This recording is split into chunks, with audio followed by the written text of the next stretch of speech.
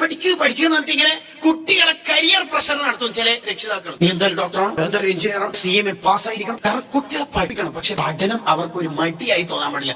2 ദിവസത്തെ വെക്കേഷൻ കിട്ടുമ്പോൾ കൂട്ടനെ തുടങ്ങും. വെക്കേഷൻ ക്യാമ്പിലേക്കോ കോളേജിലേക്കോ അയക്കാൻ, കമ്പ്യൂട്ടർ കോഴ്സിലേക്കോ അയക്കാൻ. ഒന്ന് സലിമാൻ പറയാം, കുറച്ചൊക്കെ കുട്ടികളെ കളിക്കാനൊക്കെ വിടണം, കുറച്ചൊന്ന് റിലാക്സ് ആവണം കുട്ടികൾ. അത് വേണം. കരിയർ പ്രഷർ ഇപ്പോഴത്തെ കുട്ടികൾ നേരിടുന്ന ഒരു പ്രശ്നം. അതുകൊണ്ടാണ് ഒരു കുട്ടി 10ാം ക്ലാസ്സിലേക്ക് പാസ്സായി എന്ന് ചോദിക്കാം. ഫാത്തിമ ഓള് ബാത്റൂമിൽ പോയിട്ട് ഒലോടുത്ത്, ഓൾക്ക് ഒന്നുമില്ല ചെറിയ വസ്വാസായിട്ട് പിന്നെ ഒലോടുത്ത്, അല്ലെങ്കിൽ ടോയ്ലറ്റ് പോയിട്ട് മൂത്രയിക്കുമ്പോ പിന്നെ എന്തോ ഒരു വേദന, അങ്ങനെ എന്തോ ഒരു 5 മിനിറ്റ് ഡിലേ ആയി. അന്നേരം ഉമ്മ SLC ഓർമ്മയാണ്.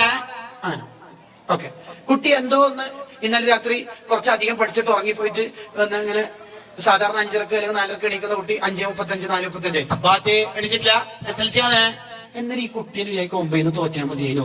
ഇതെന്താ അനങ്ങാൻ വിടാത്ത? കുട്ടികൾക്ക് സ്വപ്നം കാണാനൊക്കെ പഠിപ്പിക്കണം. പക്ഷെ സ്വപ്നം കാണാനും നല്ല തന്നെ പറക്കണത് ചിറകും വേണം.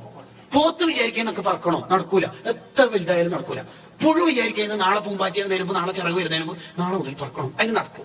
കാരണം 45 ലക്ഷം അഡ്മിഷൻ തന്നെ കൊടുക്കേണ്ട കോഴ്സിൽ ഈ ദാരിദ്ര്യത്തിൽ ജീവിക്കുന്ന കുടുംബം അവൻ അങ്ങനെ പറഞ്ഞാൽ എങ്ങനെ ഉണ്ടായാലും ഓർക്ക് മര്യാദ അറബി അക്ഷരം തന്നെ വായിക്കാൻ കഴിയാത്ത ഒരുത്തനെ ഇഫ്ലു ഖുർആനിൽ ചേർത്ത് എങ്ങനെ ഉണ്ടാവും? SLCക്ക് തന്നെ എങ്ങനെയോ കഷ്ടി ജയിച്ചു ഒരുത്തരെ പിടിച്ച് സ്റ്റാൻസിൽ തള്ളിയിട്ടാൽ എങ്ങനെ ഉണ്ടാവും? ഓരോരുത്തരുടെ കരിയർ എന്ന് പറഞ്ഞാൽ അവരുടെ കൊക്കിൽ ഒതുങ്ങുന്നത് മാത്രമാകുക. അവരെ പഠിപ്പിച്ചിട്ട് അവർക്ക് പഠനം ഒരു മടുപ്പുണ്ടാവാൻ പാടില്ല.